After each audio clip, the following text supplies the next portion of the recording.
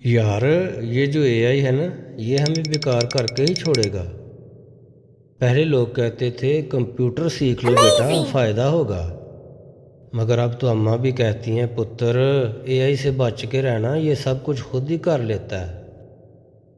मैंने सोचा चलो एआई से कुछ पूछ ही लेते हैं। मैंने एआई से पूछा सुकून कैसे मिलता है, तो एआई ने पता क्या जवाब दिया, पहले ये साबित करो कि तुम इंसान हो। यार, ये तो वो रिश्तेदार लगता है जो खुद कुछ भी नहीं करता पर हर काम में टांग ज़रूर अड़ाता है। फिर मैंने एआई से पूछा चलो नौकरी ढूंढ के दे दो, तो एआई ने पता क्या जवाब दिया, मैं तो खुद फ्रीलांसिंग कर रहा हूँ।